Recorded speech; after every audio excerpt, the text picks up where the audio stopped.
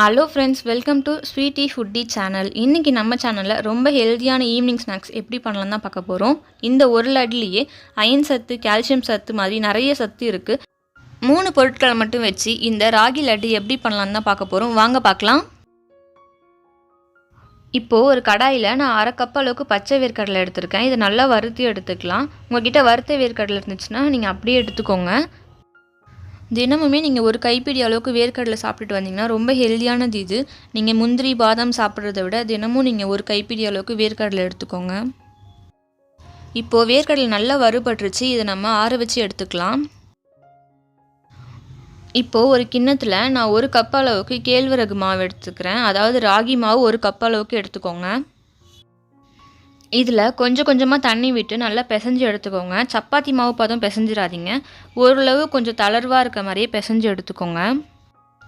இப்போ பார்த்தீங்கன்னா இந்த மாதிரி பிசைஞ்சு எடுத்துக்கிட்டாலே போதும். இப்போ இந்த மாவை நான் 3 உருண்டைகளாக பிரித்து எடுத்துக்கிறேன். ஏன்னா நம்ம இதை அடை மாதிரி தட்டி வேக வச்சு எடுத்துக்க போகிறோம். சில பேர் புட்டு மாதிரி கூட அவிச்சு எடுத்துப்பாங்க. இன்றைக்கி நம்ம தோசைக்கல்லில் அடை மாதிரி தட்டி தான் எடுத்துக்க போகிறோம். ஸோ அதுக்கேற்ற மாதிரி பெரிய பெரிய உருண்டைகளாக நம்ம தட்டி எடுத்துக்கலாம். இப்போ ஒரு தவாவில் கொஞ்சமாக எண்ணெய் விட்டுக்கலாம். இதில் நம்ம அந்த மாவை வச்சு அடை மாதிரி தட்டி எடுத்துக்கலாம்.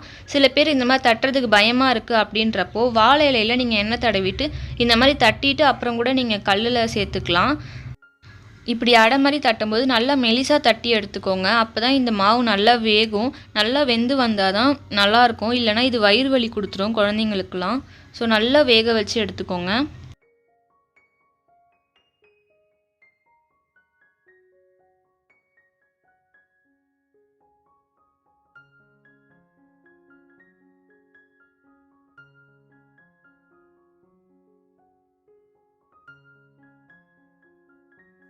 இப்போது இந்த மாதிரி நல்லா வேக வச்சு எடுத்துக்கோங்க. இப்போ நம்ம இதை ஒரு மிக்ஸி ஜாரில் மாற்றிக்கலாம்.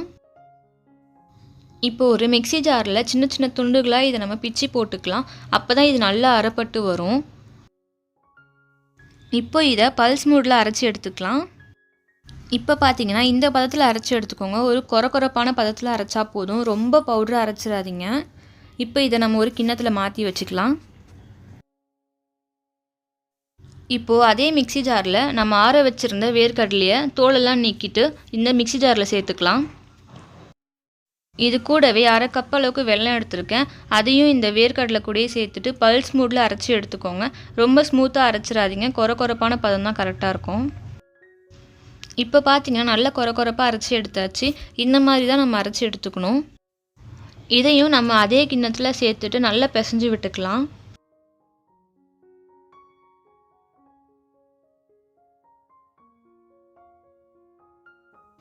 இது இப்போ நல்லா கலந்து விட்டாச்சு. இப்போ லட்டு பதத்துக்கு உருண்டை பிடிச்சி எடுத்துக்கலாம்.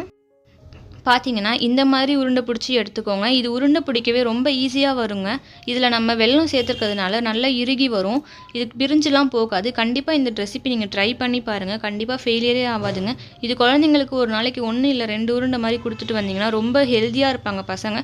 இது பெரியவங்க கூட நல்லா சாப்பிட்டுட்டு வரலாம். கண்டிப்பாக இது உங்கள் வீட்டில் ட்ரை பண்ணி பார்த்துட்டு எப்படி இருந்துச்சு கமெண்ட் பாக்ஸில் கமெண்ட் பண்ணுங்கள். கண்டிப்பாக இந்த வீடியோ உங்களுக்கு பிடிச்சிருக்கும்னு நினைக்கிறேன். இந்த வீடியோ உங்களுக்கு பிடிச்சிருந்துச்சுன்னா லைக் பண்ணி, ஷேர் பண்ணி, சப்ஸ்கிரைப் பண்ணிக்கோங்க. கூடவே அந்த பெல் ஐக்கானையும் கிளிக் பண்ணி வச்சுக்கோங்க. அப்போ தான் நான் போடுற வீடியோஸ் கண்டினியூவாக உங்களுக்கு வந்துகிட்டே இருக்கும். தேங்க்யூ ஃபார் வாட்சிங் ஃப்ரெண்ட்ஸ்.